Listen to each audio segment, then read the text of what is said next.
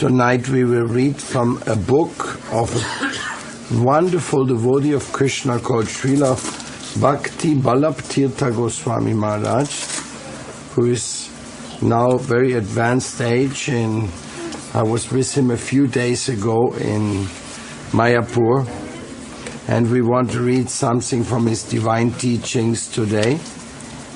It is Sambandha Abhideya and Prayojana, and we will read from this book the last portion called Prayojana. What is the ultimate goal of life? Prayojana, for all living beings in the world. Before I read this, I want to offer my humble obeisance to my spiritual master, Srila BA Bhaktivedanta Swami Prabhupada. Offer to him my gratefulness that he has taught us what is Prayojana, what is Sambandha, and what is Abhideya.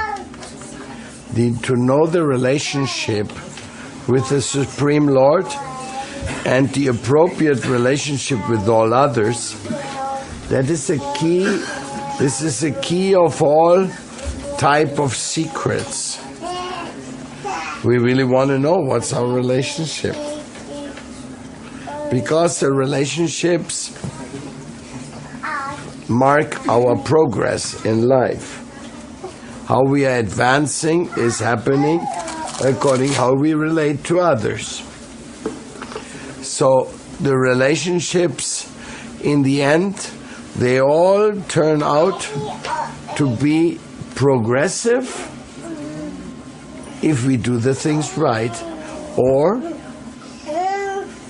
reactionary if we do the things wrong. So, therefore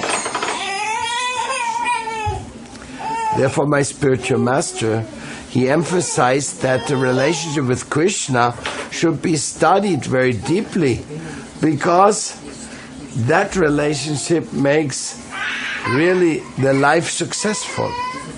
Because within the relationship with Krishna is the relationship with everybody else.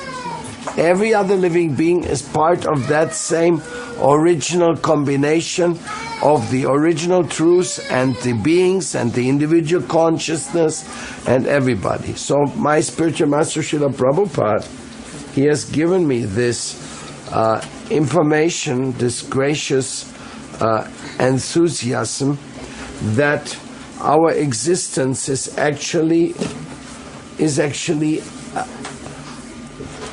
a fountainhead of wonderful relationships.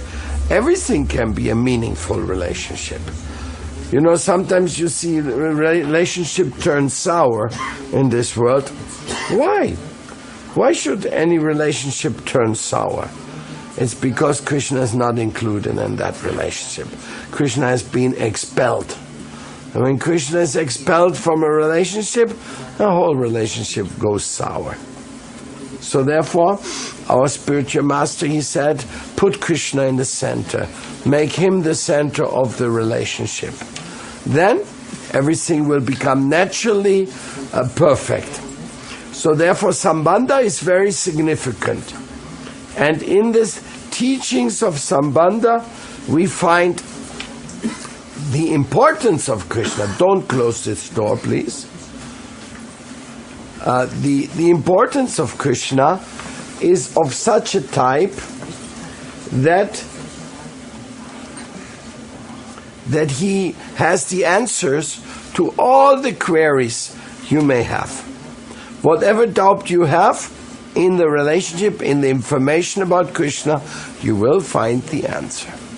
So there is the Sambandha, there is the Prayojana, the Abhideya. Abhideya means how to act according to that relationship, or how to intensify that relationship, how to progress. Let's say not every relationship is so perfect from the very beginning. So Prabhupada, he taught us, he says, we are Nitya Krishna Das. We are eternal servants of Krishna. So whatever we do as Krishna Das, it is good. Whatever we do excluding Krishna, that's not so perfect. It will go sour. So, like in the material world, you can consider it like a centrifugal energy, which moves like this, and woo, woo, woo, and goes further. The material energy is like that. It pulls us and throws us. So if we want to stay in the center, when there's a centrifugal movement, it doesn't work. It throws you away. And even that you cannot get stuck, or you cannot hold on to anybody else. Like you meet a nice friend, and you think, oh, let me stay with this nice friend, but not necessarily. Maybe very soon after, the forces of energy tear you apart, and he thrown into one area and you thrown into another area. You don't want to. Even parents, who wants to lose his child? But the energy of forces, they just drag away the brothers from the brothers, the husbands from the wife, the children from the parents. It's going on all the time and everywhere. And everybody says, no, I want to stay together. I want to stay united. But something happens. Why? Because you're always trying to make yourself the center. And when you make yourself the center, automatically you launch yourself into the centrifugal force. When you want to go to the center, connect to the center, it's the opposite. You start coming closer together with everybody who also wants to go to the center. And you can actually help each other. You can recommend and give strength to each other. You can actually go to the center. So everything depends upon this choice of center. So Sambandha is the question. Who are you servant of? Who is your center? Are you self-centered, or are you love-centered, universal love-centered, God-centered? Where's your center? How do you know? How do you know where your center is? Well, there's many ways to know. Who's getting your food? Who's eating your food before you eat? Nobody! You're just eating sin, according to Bhagavad Gita. Because everything you eat is just, you cook for yourself, prepare for yourself, buy for yourself, eat for yourself. That's all. So therefore, those who have this understanding, they prepare and cook and offer to Krishna, and then they only take humbly the remnants and share it with others. That is the process. For example, how do you know what's your center? Well, who you think of, who you call out to, who you pray to, who you want to be with. Tell me who you want to be with, because he's your center. Oh, I want to be with myself. That means you're self-centered. You're watching TV, you want to be with yourself. You're reading newspaper, you want to be with yourself. You go to university just to get a title, you want to be with yourself. You're making money for buying some things to enhance your material position. You want to be with yourself. Everything is for me, for me, for me, for me. And that is the illusion. That's what throws you into the centrifugal power of being thrown into the deepest dungeons of the material world.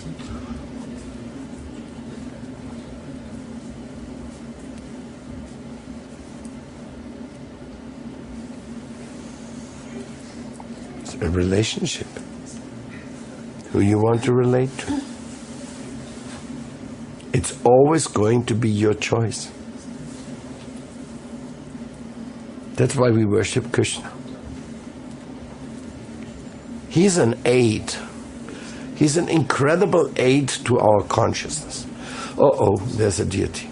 Oh, there's Krishna. Oh, what time is Mangal Arati? 5 o'clock. And I get up at 7, 8. Oh, what a shame. And what else happened in the temple? Oh, there's Janmashtami, there's Ekadasi, there's this, there's that. And you didn't go? Oh. and you got some benefit or something. Did you take something there to the temple? Everything is Krishna-centered. This is a great aid. It's called the worship of Archa Vigraha.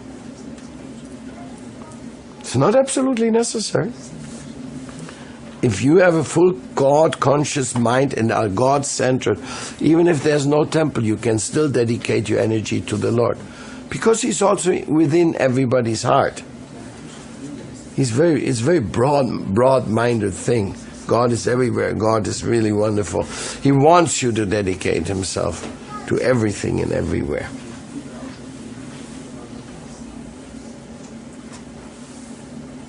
So therefore, in the relationship with Him, all your problems are solved. In the relationship with Krishna, you become centered, you become peaceful, you become lined. You're arranging yourself to the going home. Because if you go home, that means there is peace. You cannot find peace when you go away from home, when you have no place where you can rely to, trust. Home means you're welcome. Home means you can participate. Home is something very extraordinary. And I'm working hard to try to create home in our spiritual communities. I'm trying to teach the people to make a real home. Whatever that may mean. Whatever failures there may be. But that's the real meaning about working.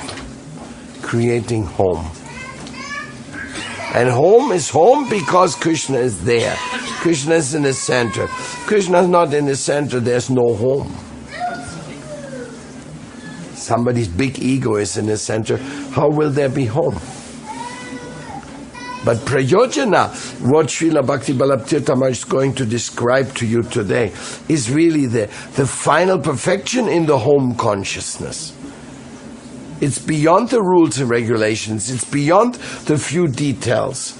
It's a total, profound absorption in that what we can consider homebound. Homebound. This is like we have inbound yoga and we have homebound. Homebound means going the direction to find the real shelter. Now I will start reading from my Shiksha Guru. His instructions are full of love. He's still alive. It's very advanced age. He's not, but he was deeply absorbed in his service. What is the ultimate goal of life for all living beings in this world? The ultimate goal is divine love for Sri Krishna. We should speak on this subject throughout the year, not just for half an hour. We should speak on this subject wherever we go. Srinath Chakravarti, a great Indian saint of Chaitanya Mahaprabhu's school of thought, has given the substance of Chaitanya Mahaprabhu's teaching in a Sanskrit verse. Who is the highest object of worship? Sri Krishna is. Here Chaitanya Mahaprabhu is speaking about Brajendra Nandan Krishna, the son of Nanda Maharaj, the king of Braja. Braja means where the cows graze. Nanda Maharaj is the king, Indra, of the cowards, the Gopas and Gopis. The son of Nanda Maharaj, Nanda Nandan, Sri Krishna, is the highest object of worship. Nanda Nanda means the son of Nanda. Vrindavan is the transcendental realm of Nanda, Nandana, Krishna, and he performs many kinds of pastimes there. Now, why has Chaitanya Mahaprabhu instructed us to worship Nanda, Nandan, Krishna? Chaitanya Mahaprabhu has not instructed us to worship any other demigod. He did not instruct us to worship Paramatma, the object of worship of the yogis. Nor has he instructed us to worship Brahman and merge in this formless aspect of the Absolute, the object of the Jnanis. He has not even taught us to worship the various forms of Krishna that have been displayed in numerous pastimes, such as Rama, Nishinga, or Vamana. Also during his pastime, Krishna, he appears as Mathuradisha Krishna, Kurukshetra Krishna, and Dwarakadisha Krishna. But Chaitanya Mahaprabhu specially stated that we should worship Nandanandan Sri Krishna. Why? The answer is that we can worship Nandanandan Krishna in the context of any possible relationship we desire. On the other hand, we cannot participate in all types of relationships with the Supreme Lord in his form of Narayan. Narayan displays a majestic form of God, and so we can only have a relationship of friendship with him from a distance. Persons fear going near to Narayan because he's playing the role of a majestic king. His devotees may become his friends, but their intimacy is inhibited by fear. Moods like parental affection and conjugal love are absent. Thus, those who wish to serve the Supreme Lord as a firm bosom friend, as a son, or in a mood of conjugal love, cannot acquire this sort of relationship with the Lord in his Narayan form. Therefore, Narayan cannot be the common center for all devotees. In Krishna, the lovely cowherd boy of Vrindavan, however, all sorts of intimate relationships are possible, and of all these various forms of worship, the amorous worship of the gopis for Krishna is the highest.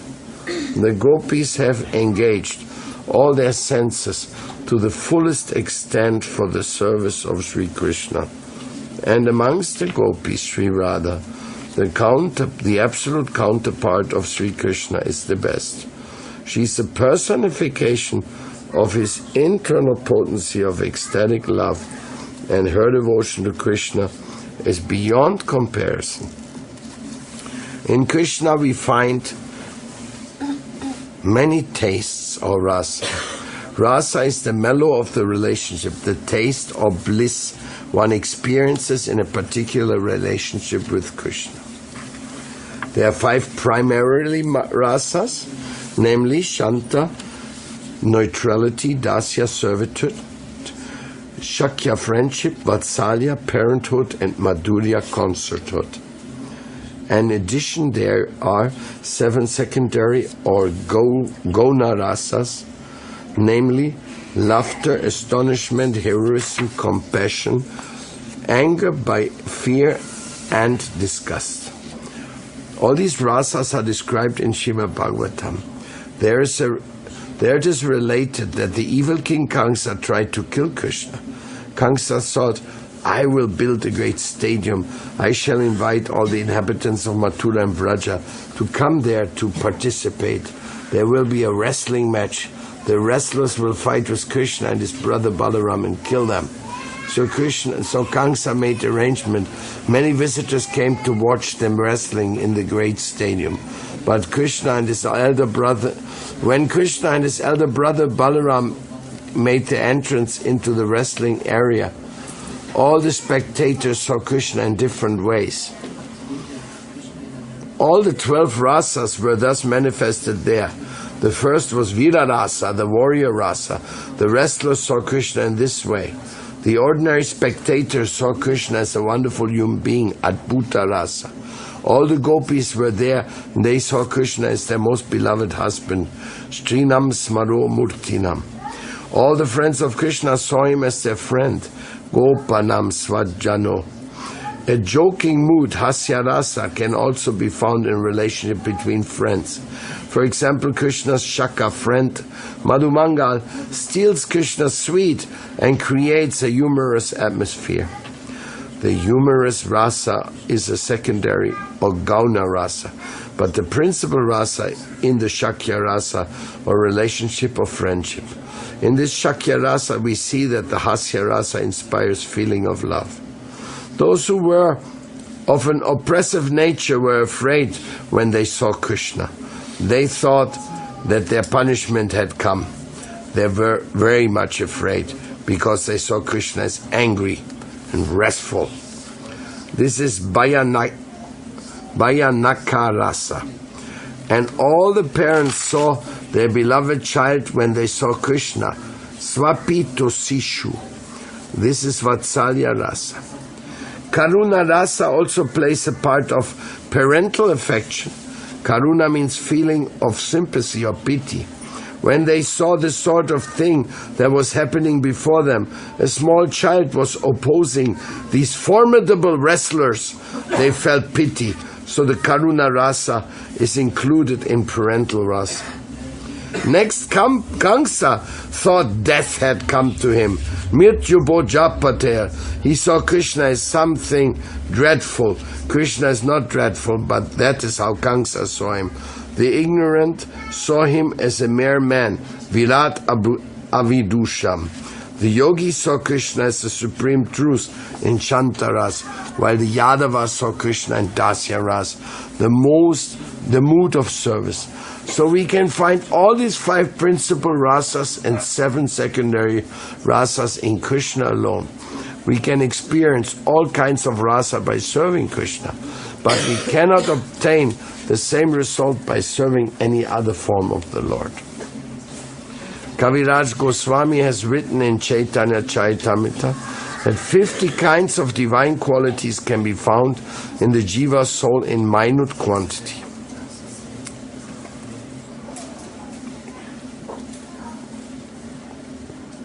Five more divine qualities can be found to a fuller extent in Shiva and Brahma. Again, 5 more qualities are present in the full form of Narayan or Vishnu.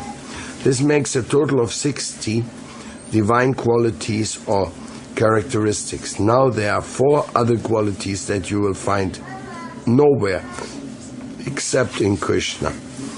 These qualities are the incomparable sweetness of Krishna's Leela, Leela Madhurya, the sweetness of his form, Rupa Madhurya, the sweet sound of his flute, Venu Madhurya, and the sweetness of his love, Prema Madhurya.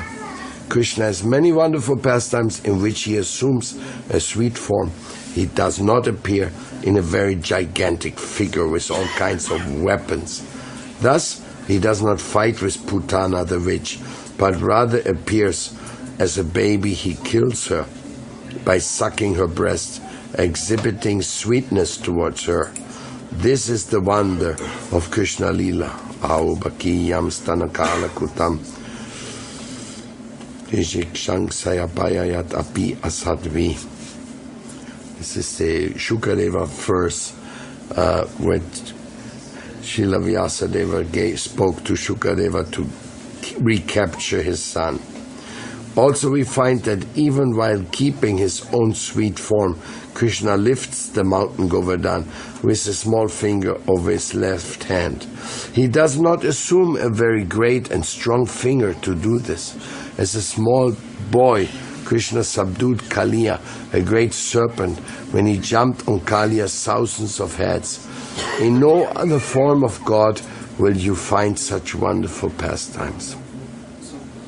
Krishna's associates are also very sweet. The Shakas climb on his shoulders to pluck fruits from the top of the trees. Then they taste the fruit to see whether they are good before giving them to Krishna. So much affection, so much intimacy. There is no majestic aspect in Vraja. They think Krishna is their own bosom friend. Krishna's parents love him as their very own son. And Krishna's mother, Yashoda Devi, even tries to discipline him, thinking that otherwise his future will be bad. God's future will be bad? And Nanda Maharaj, with great affection, says to Krishna, "Oh Lala, bring my slippers." What is this? He's ordering Bhagavan to bring his slippers. So Krishna runs to fetch the slippers and puts them on his head. Observing this, Nanda Maharaj thinks that his son will grow up to be a very good. Krishna and Nanda Maharaj run towards each other and they embrace. But be that as it may, we cannot compare the gopis' love for Krishna to anything else. It is incomparable. And the sound of Krishna's flute, when the gopis hear the sound of the flute, they run towards Krishna, leaving behind all other duties and even their own babies. All the mountains melt upon hearing the Vangsi Dvani, the sound of the sweet flute of Sri Krishna. By hearing the sound of the river Yamuna begins to flow in the opposite direction. All is so beautiful that even Krishna is attracted by his own beauty and love. There's no one greater than or equal to him.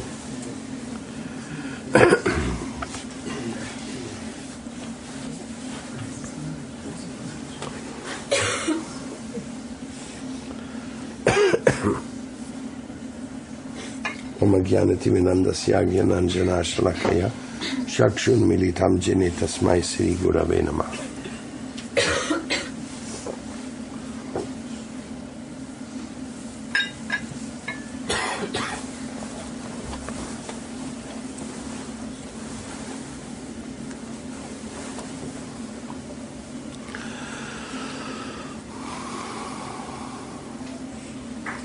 Srila Prabhupada ki jai. Shri Bhakti Siddhanta Saraswati Thakur Prabhupada ki jai. So, intimate manifestations of love. Hare Krishna. Intimate invitations by the divine child.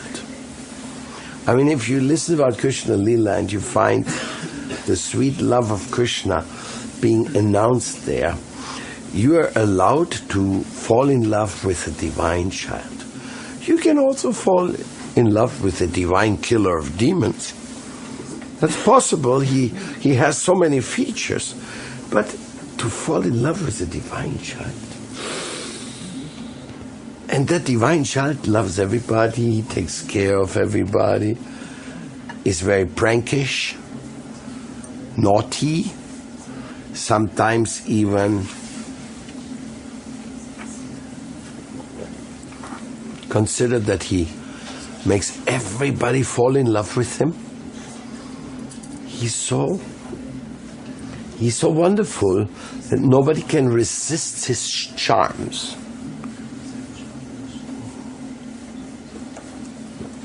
The charms of Govinda, the charms of little baby Gopal. If you have not seen yet, I must recommend to you very seriously to watch the movie Little Krishna. That is done by some devotees, very nice devotees, especially for children. But I become a child when I watch this. I want to be a child. What is the use of being a silly adult? I'm very sorry to say that I don't mean to insult any adult here, but I tell you, you want to be a child before God and fall in love with Him as a child and go crazy about Him and make Him the star of everything. Because, I mean, in adulthood there's one thing nice, which is the capacity of falling in love with God also. So we hear there's different degrees of falling in love, different rasas and so. And it's truly said that the conjugal love is of rasas the most intensive. And the Vatsalya ras is a particular adult ras. It is when you always feel, oh, I have to look after him, he's my little baby. If I don't look after him, he's going to be spoiled, he's going to have some trouble. So this is an adult ras. But Krishna, he likes the childhood rasas. He is always playful. And even in his childhood rasa, he's always the supreme enchanter. So whoever sees him, whoever considers of his divine plan, is captured. One sage said, "Do not watch this little boy who plays in the courtyard of Nanda Maharaj. If you get only a glimpse of him, you will be lost. You will not be able to come home and do your daily duties anymore. You will be you become like a madman, just falling on the ground and chanting, 'Oh, my Lala, where are you? I don't want to go do nothing. I have nothing to do. No more jobs, no more money, no more bank accounts, no more enjoyment, no more beer, no more smoking marijuana. No, nothing. I can only belong to you now, my Lord. You're my all in all.'" And this is the element of Sambandha in Prayojana. The relationship with that person who becomes your everything. So much he becomes your everything, you will not trade him for anything. Like sometimes we make these funny remarks, saying things like, "Time is money."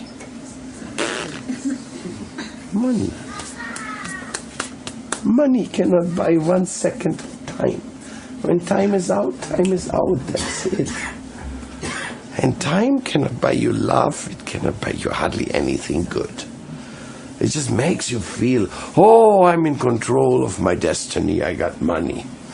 I can go to other countries, I can just do this, I can buy a big house, you can just earn yourself a confusing little timeshare in the world of matter. But while you are trying to timeshare in the world of matter, the world of love is not reachable to you. You cannot get it.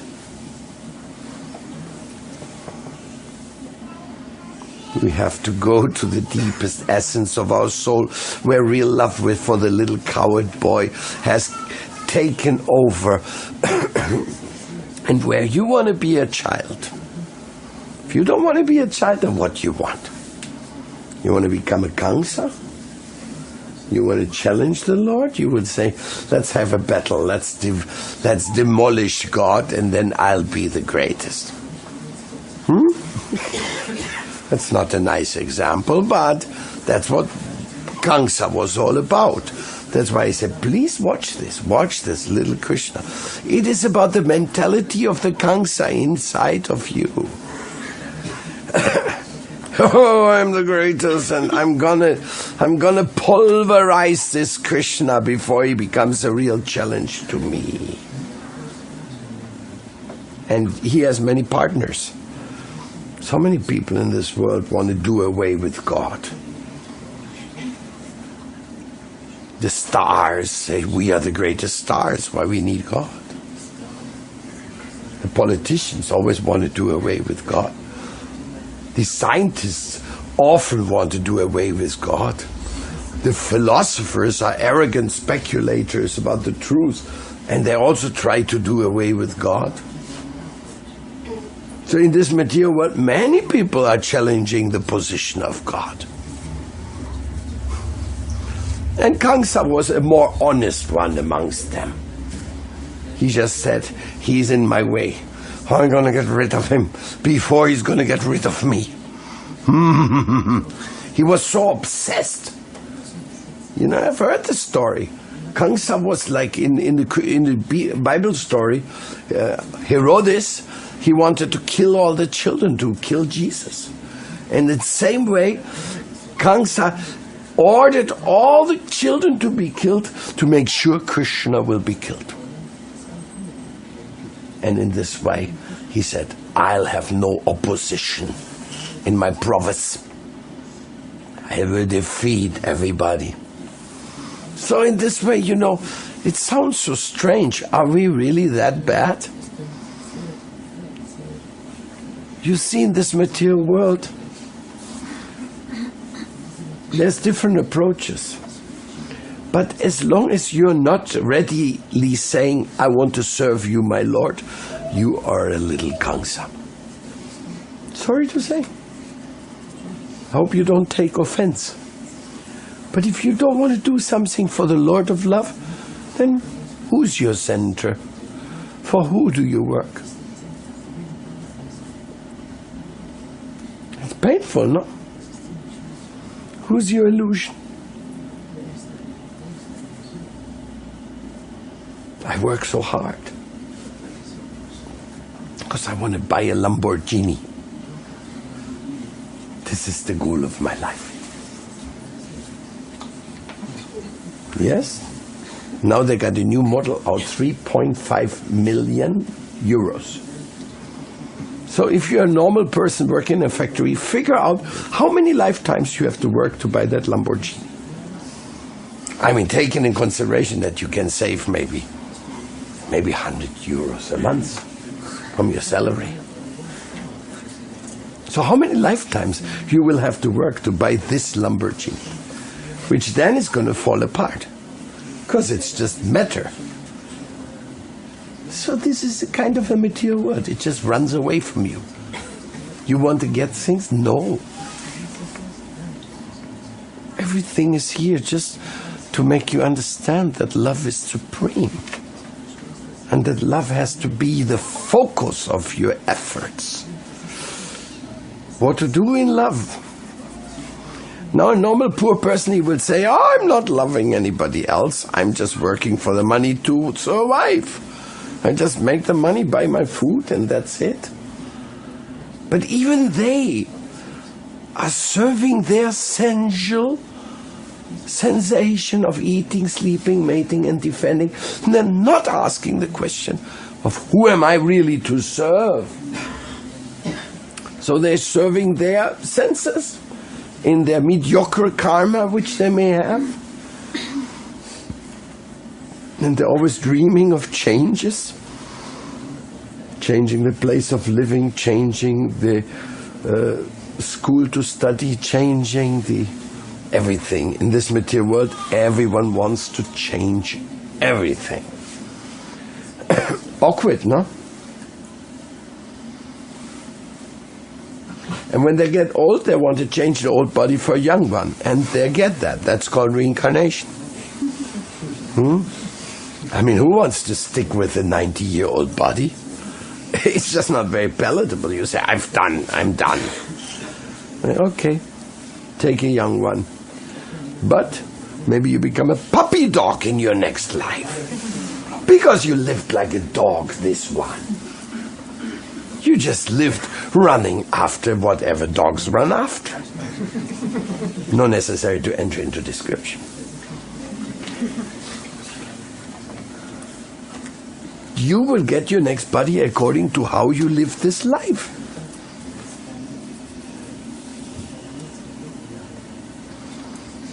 That's why the scriptures give certain advices about self-control and this and that. They want you to be successful. They say, no. Don't be foolish. Don't come back to this material world to suffer. Do not.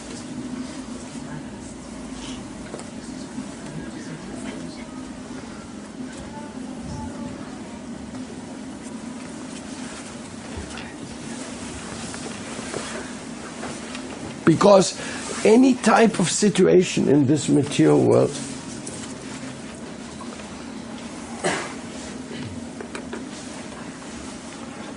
is just announcing to you that you must go for something higher. Higher, higher, higher. Go higher, my friend. Why not? Why are we always looking for the highest? Why are we always looking for the peak? Peak experience, mountaineering. Oh, we have to go another 1,000 meters to go to the highest. Higher, higher, highest. We always want to go to the highest, and we want to stay on the highest. But you can't stay on this cold mountaintop very long. You reached it, and now what? You look around. 1 time, 2 times, 3 times, then you become bored of looking around. Then you look of all the visions around, what is the most beautiful? Then you focus at that. And the cold winds are coming. Yeah. Oh, my camera. Cheek. Oh, take a picture of me on the top. Here, I am the highest, on the highest peak. And now what? So it's like that. Always our idea is going for the highest. That's why rich people are never satisfied, because they always want to be the richest.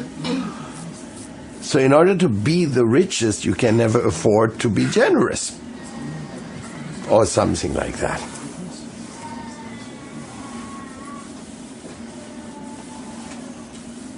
What is the highest?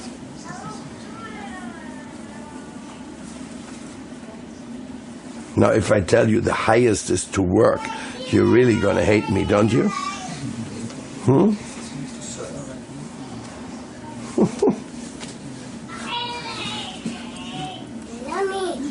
Like, the highest sensation in the material body experience is called orgasm.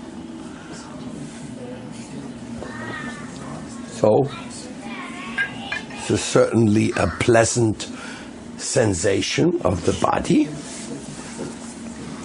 Both male and female can have their orgasm. And then it looks like, well, what was that? Well, that was an introduction to a long term or to a long time of working.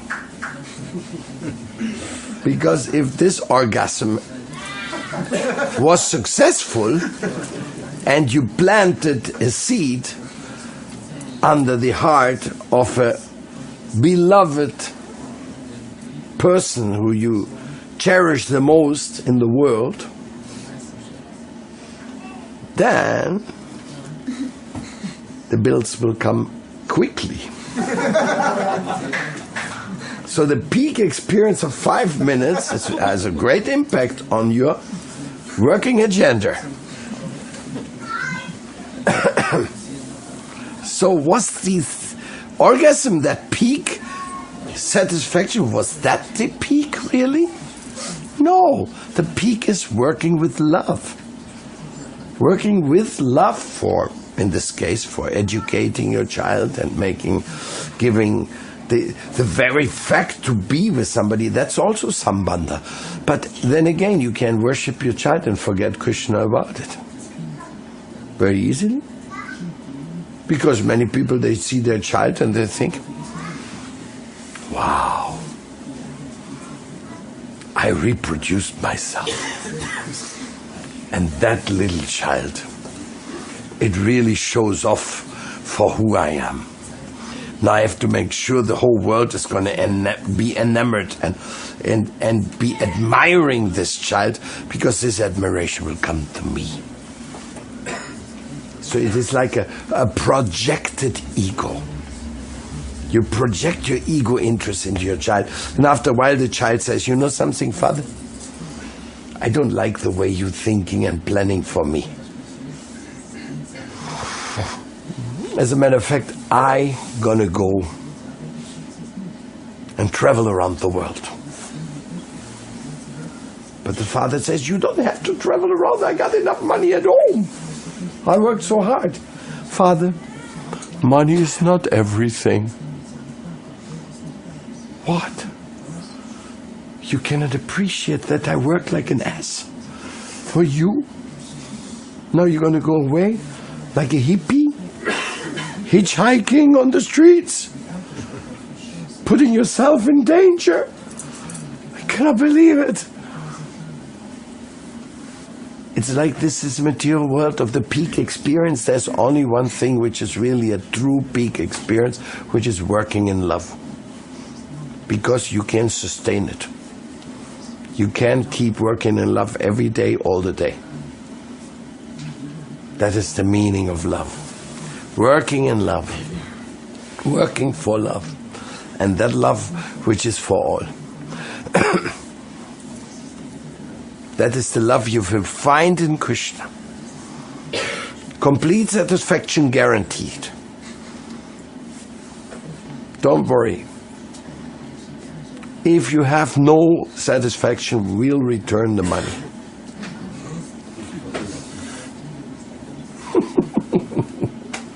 Well, we'll return you another birth. Say, this one didn't work, you say, okay, we give you another one.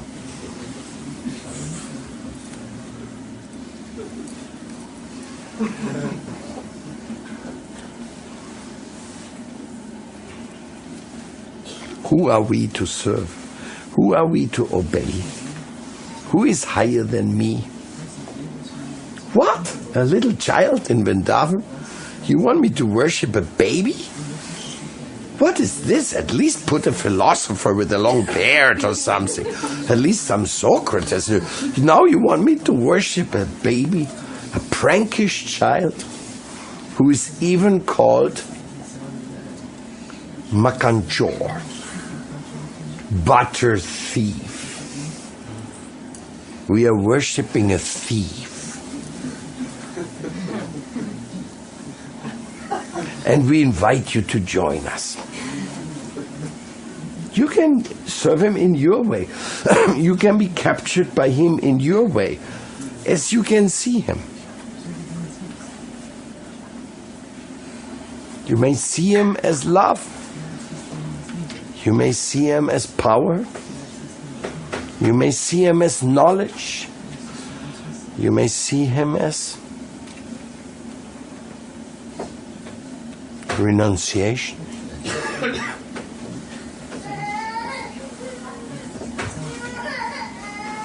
You may see him as omnipotent and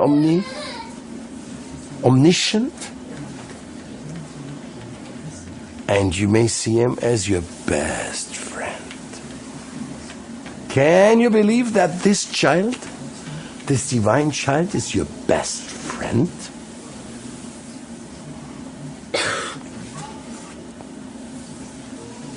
Did you know that this divine child knows you?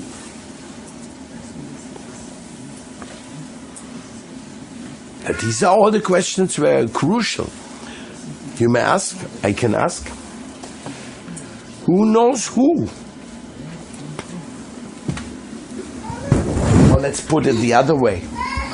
Who do you know? Do you know yourself? Do you know where you come from? Do you know why you're here? Do you know where to go? Do you know how many days more of life you have? Do you know who loves you?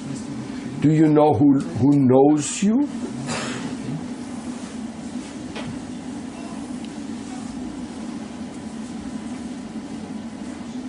Maybe you think somebody knows you. Maybe you think somebody loves you. But there's little guarantee about that. As a matter of fact, how can you love somebody if you don't know him? In a way, we would say we would really love to love somebody, but we don't know what's love. I mean, we have a glimpse of it. Because love comes from working. Love comes from serving. So I question you, who are you serving? Who are you serving unconditionally? How do you are serving uninterruptedly? Who are you serving because you want to serve him? That is the question. So who knows you? Who's your friend? Is there a friend somewhere? Do you have a friend?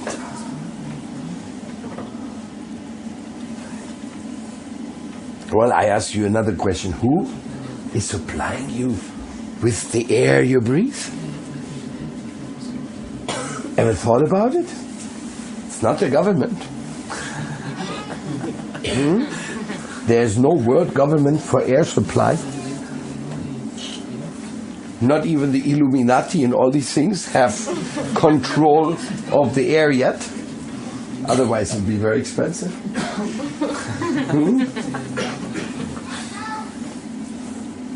But who's supplying this air ever since you were first breathing?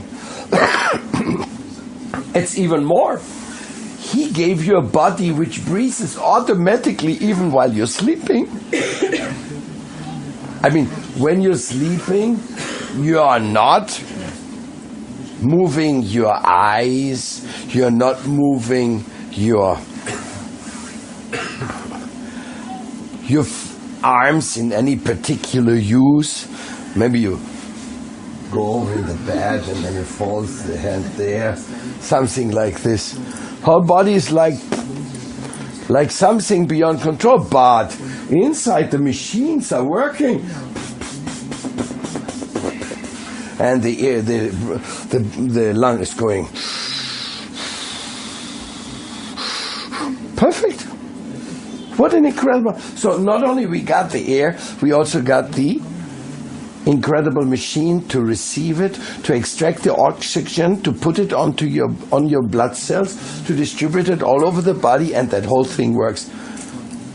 Who did that? Who delivered that kind of capacity to you? Plus he delivered everything else, the ingredients. So if we are talking about your friend, the best friend, hey, the only friend you have. Some other people think they are your friends, they may declare you are their friends, but it's not so sure. But that heartfelt friend who supplied you with this air and this body, etc., he is your friend. And you know something? He doesn't care about your air. He hasn't given you the air because he owes you the air. He has simply given you the air because he's the heir of all. And he's a lover of all, and the friend of all, and the owner of all. He's a lot of things.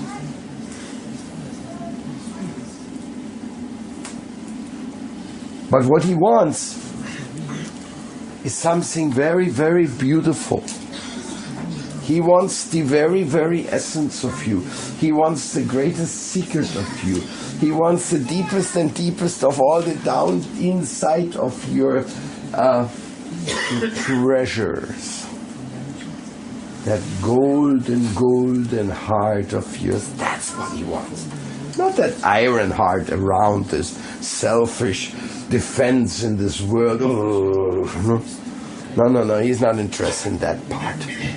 He wants your real heart. He wants that heart where you're so soft, where you're the softest of the soft, the sweetest of the sweet, the kindest of the kindest. That's the part your friend wants.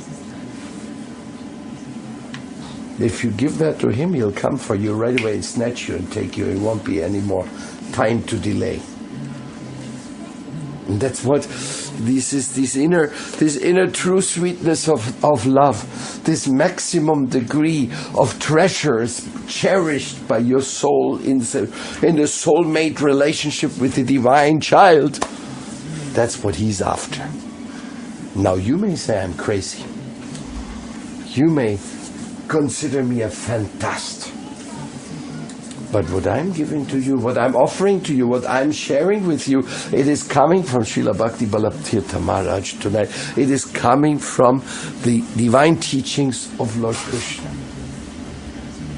It is the maximum of the maximum. It is the,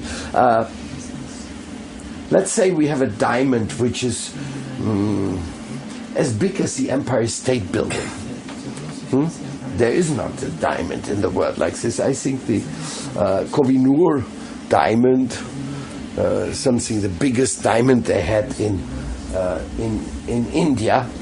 The British stole it, believe it or not. Who knows that how much? You haven't heard about that? It's like a huge diamond. It's the biggest one ever found. No?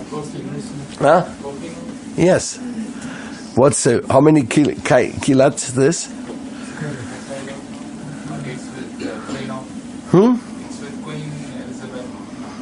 Yeah, but they stole it from India. They didn't pay for it. Huh? So this diamond, I mean, it's just a little silly diamond, no? But now imagine a diamond as big as the Empire State Building. I mean, what kind of a price would that diamond have? It'll be so expensive that nobody could buy it. Nobody would have the money to buy a diamond of this size.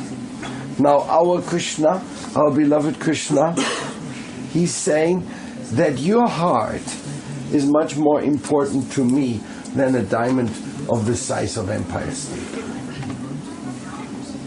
In other words, if you want to have self-esteem, well then have self-esteem about the fact that God wants something from you. That God seems to care about you. He's trying to invoke some reciprocation from you in one way or another by teaching this and that. Hey, you should really be proud about that. I mean, some people in the world, they're so frustrated, they want to kill themselves for some mundane circumstances, because too many debts or whatever. But according to the call, the divine call, the infinite creator of everybody is interested in everybody. Or let's say he's interested in you. He wants you. He cares for you.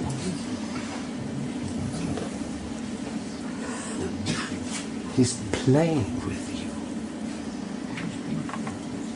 He's charming you.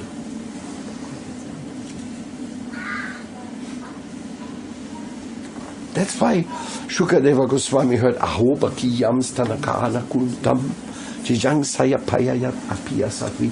Who else, alas, should be worshipped than that personality who wanted to give love like a mother to the one who had poisoned her breast to kill him? Putana came to kill Krishna, and Krishna said, "Oh, you're so nice, I'll make you my mother." Of course, first of all, he sucked out her life air because she was such a demoness, so it wasn't very feasible for that relationship. But then he rewarded her with a motherly, affectionate relationship, because when she saw him, she fell in love. She fell in love, but it was too late. It was too late. That pastime was supposed to manifest baby Krishna killing Putana. Even Kamsa was liberated. At the end of this Kamsa journey, he became Jagai and Madai. And he became an eternal associate of Lord Chaitanya. So even Kamsa was a lucky fellow. But his meditation on Krishna was, he's going to kill me, he's going to kill me. You see, all these pastimes, all these stories, they're all 100% relevant and they are 100% enacted. In other words, you're also going to die.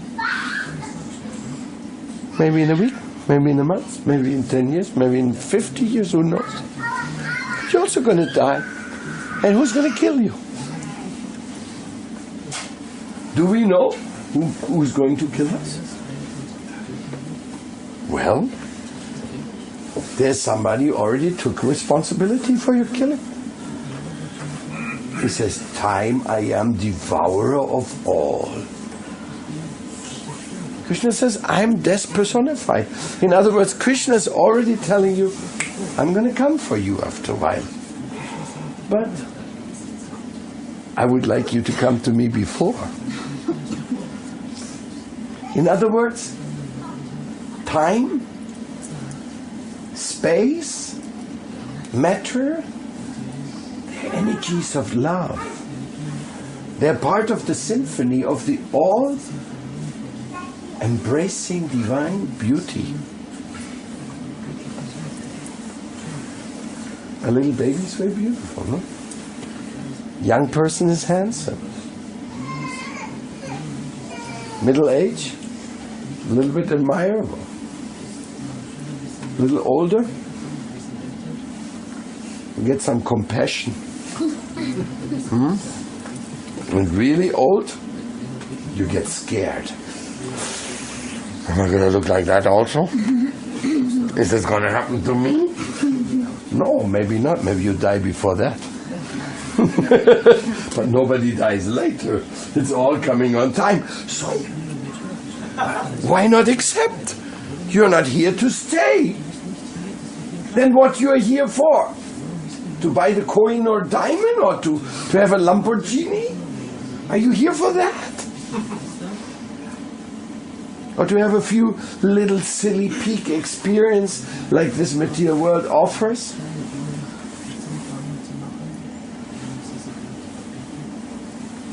I just heard the other day on my journey that some people, they drink a bottle of wine worth $500,000. I mean, each of us hasn't done that, you know. That taste he didn't get yet, no? Huh?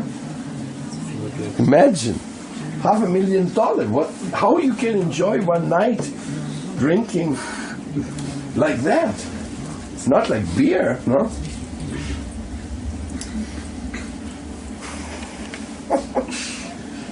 This is the madness. It's a total madness. Whoever does that, he doesn't understand the treasure of his heart. Don't spoil your human form of life. Don't get wasted in the world of illusion.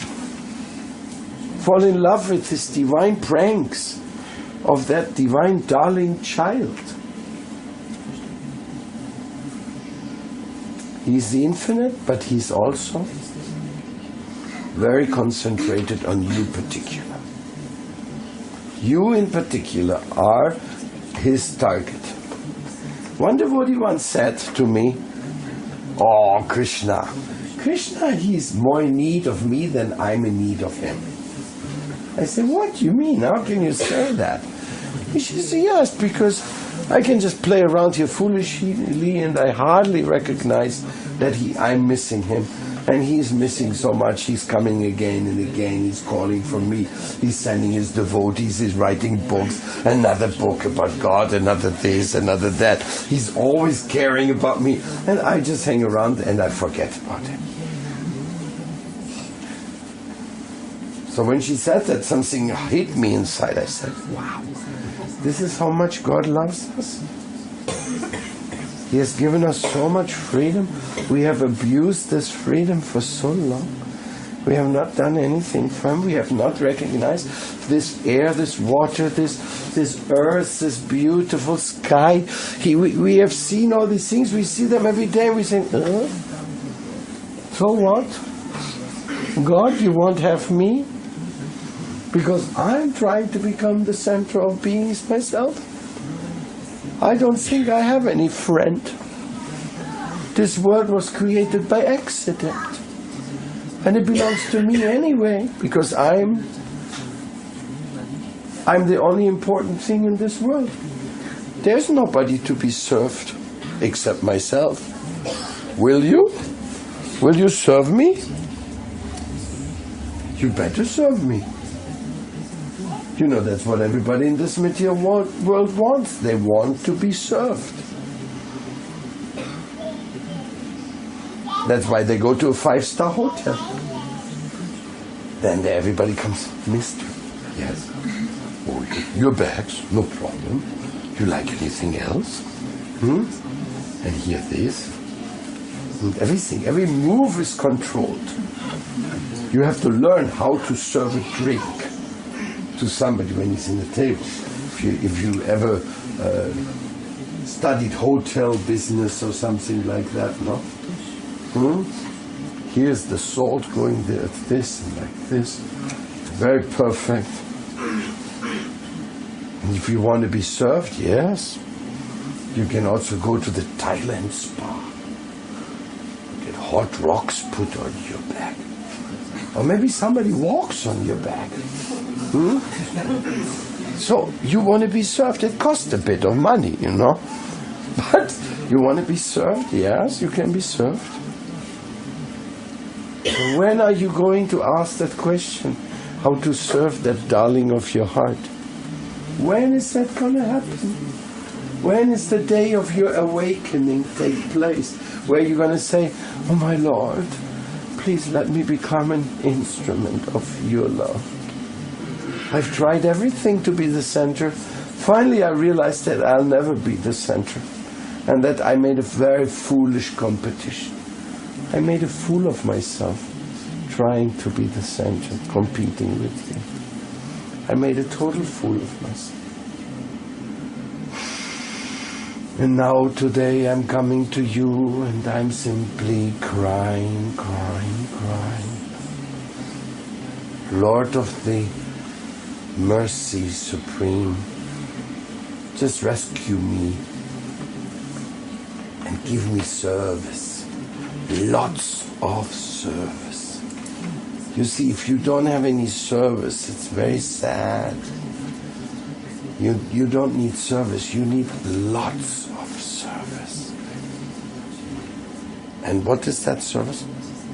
You have to figure that out yourself, I can't tell you. Unless you come and ask me and insist.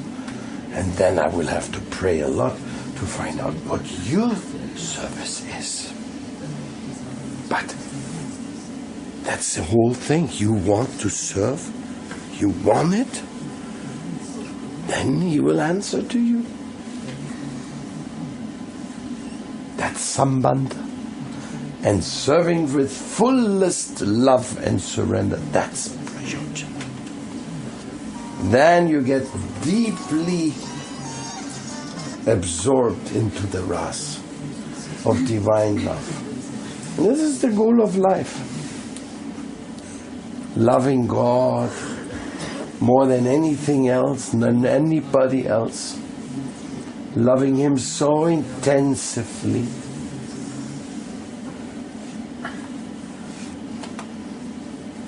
Understanding Him so dearly. I'm very sorry I cannot speak more nice about this subject. If it was up to me, I wouldn't let you leave this room before you start loving God. What can I do? Can't lock the door. I'm going to call the police and say he held me prisoner. He said I had to love God, otherwise he wouldn't let me go. I mean, what is this? It must be a sect or something, you know? But from the deep core of my heart, I must tell you, I think loving God is the cherished, most important thing. And serving Him with all your energy, doing things which He wants you to do, that is life. Nothing else.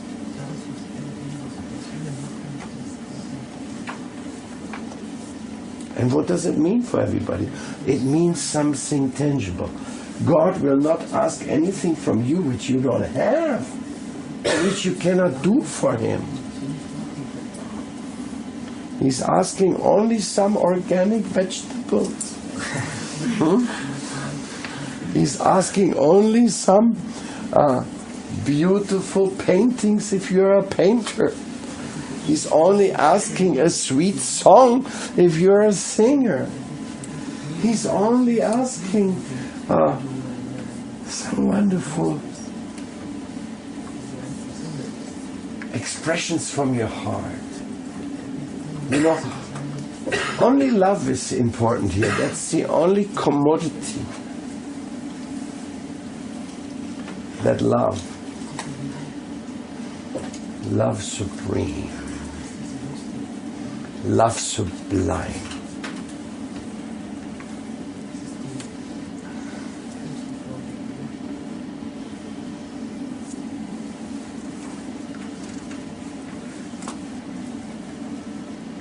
And another thing is very beautiful. He is death personified, and he is also birth personified. He says,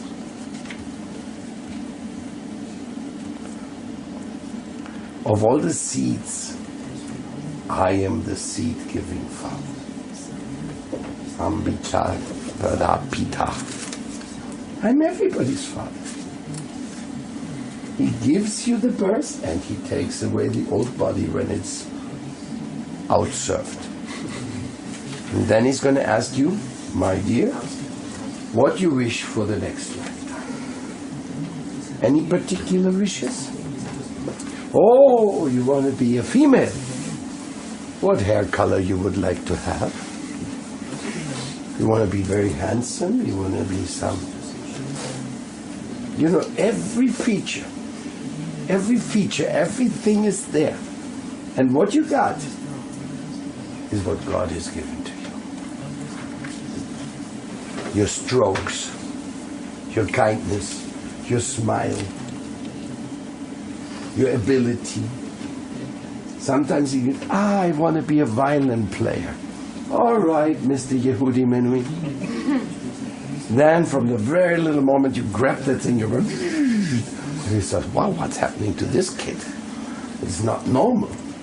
Well, it's very normal. He was playing probably for 20 lives already before.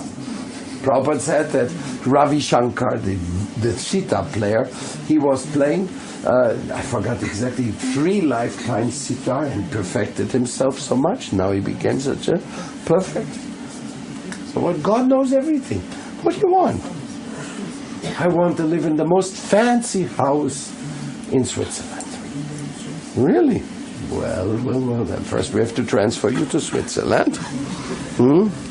See, taking a birth in Switzerland, and then we have to put you in a rich family, and then maybe Lucerne, some special castle on the mountain top, and that's where you're going to be. Next lifetime. Man proposes, God proposes. How in the world do you think somebody gets there into this castle there? You think they just went there by accident? But don't forget all the crocodiles.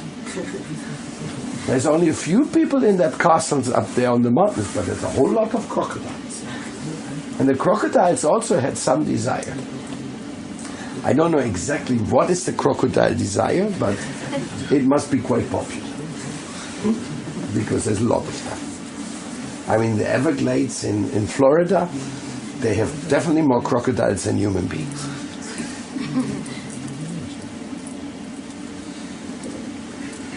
So somebody has a desire. I mean, they don't live that bad, no? It's beautiful. So every living being has a certain thing, certain field of experience, certain sensations. Maybe you think a crocodile life is not very interesting, but what about the human form of life? Isn't that interesting? Don't you find it interesting that there's superstars and there's super frustrated people? I just met this other day a boy. He was a young man, nothing wrong with him. But he said, I can't see any enchantment in this world. So I said, well, why don't you do something? No. I don't see any enchantment. I will not do anything for anybody. So I said, what makes you happy? He said, marijuana. I celebrate life. I feast with marijuana. I said, really? That's not very healthy. It's not going to make anybody really happy. It drags you down towards other unfortunate circumstances in life. But he said, as I tell you right now, didn't want to do anything. Nothing to improve his lifetime. So human form of life, so precious. You want to waste that away? That is the big question we have to ask ourselves. All these varieties of pleasures and pains, they come and go. But you are born here and you die. You are born here and you die. Until you embrace the true treasure of your life. Until you accept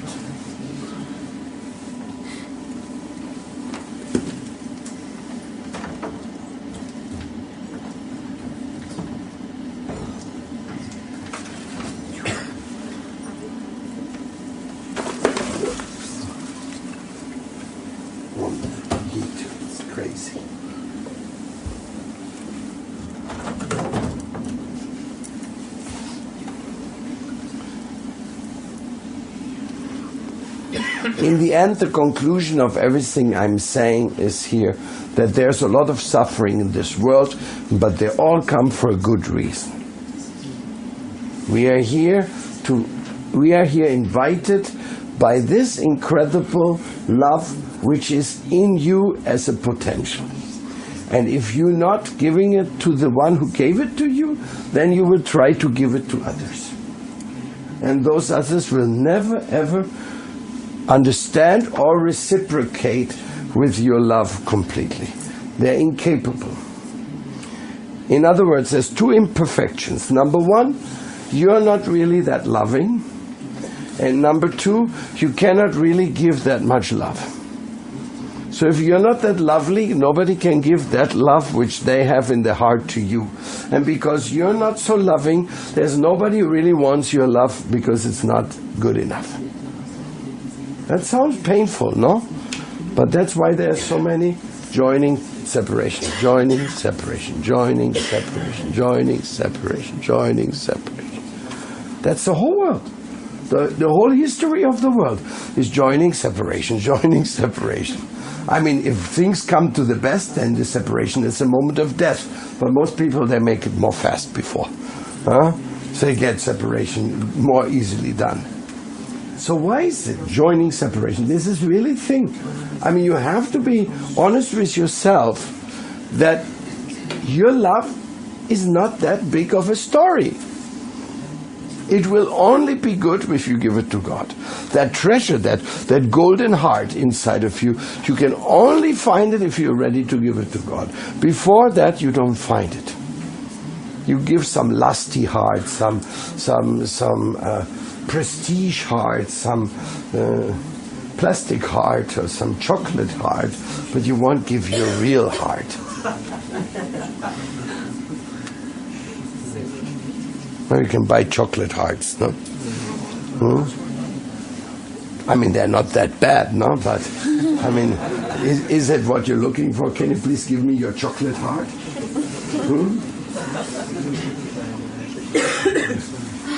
Because if you want to give your heart, let's say, to your wife or to your child, no, every father, mother has a certain amount of love for the child. Oh, my dear child, please take my heart. A child cannot say, no, I mean, your love is nice, but I have to go now. But where are you going? Well, I want to go and find love. Hey, my goodness, I'm giving you love all day. Yeah, but mother and father, that love is not what I'm looking for. What do you mean? What are you looking for? I have to find my love. I have to find my own. So it is like a continuous thing of search for love, which we are not very qualified for. So Lord Krishna says in the Bhagavad Gita, you can only understand me when you come with your heart in your hands. Means bhaktya mama vijanati yavanyas chasmita. Only with divine love can you understand Krishna.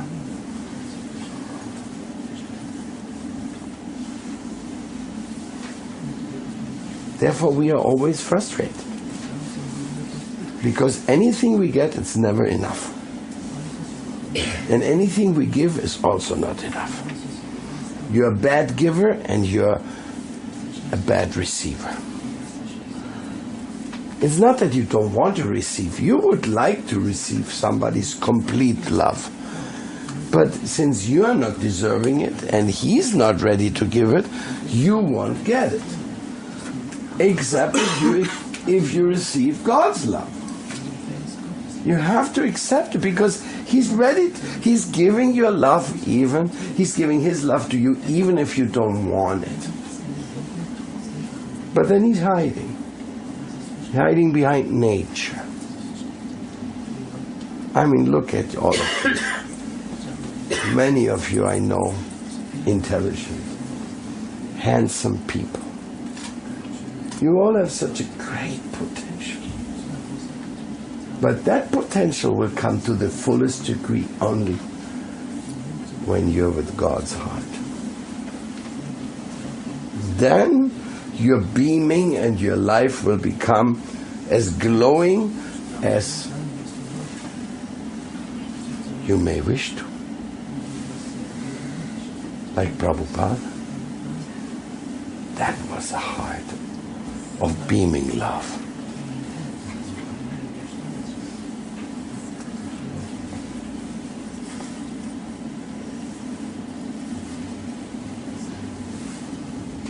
Excuse me if I said anything which makes you not feel uneasy a little. It's just, the highest is the highest, and if you want the highest, you've got to go that way to the highest. And giving the most what you have, the most treasured, the greatest treasure of your heart, you have to give that. You will never be denied when that love, when you want to give that love for God, God will make all the arrangements that you can give it to Him. When and where and to who and how, He will accept your love.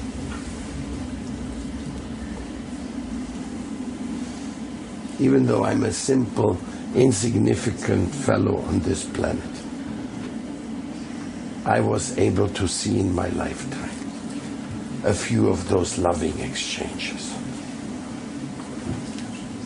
And one of the last ones I saw from Srila BA Maharaj. And that's why I wanted to share with you his commentaries on Prayojana. Fall in love with the greatest, who develops in his devotees all the kind of finest sentiments. And when they leave, their body thinking of him, Yaidang Paramanguyam Matbhaktesha Vidasiti.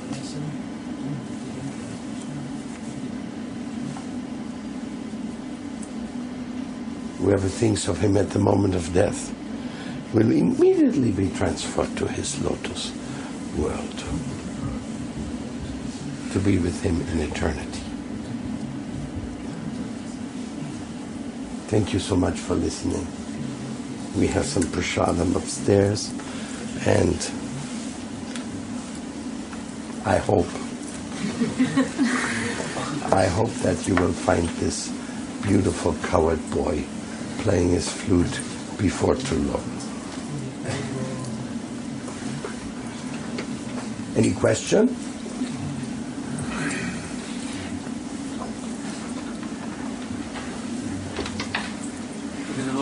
Yes. Can you, by serving the Vaishnavas, you can serve Krishna, but can you serve the Vaishnavas also if you're not totally surrendered? Serve the Vaishnava? Yeah, like by serving the Vaishnavas, you can serve Krishna. But then, can you serve the Vaishnavas even if you're not totally surrendered to your Guru or Guru surrendering? Well, you can always do the best you can, no? Everything is step by step, pare pare. If you cannot jump for 100 meters, you can jump 50 times 2 meters. You get there also. I tell you, jump 100 meters, you say, sorry, not for me. So if you worship, if you serve, if you try your best, you will always be granted some help.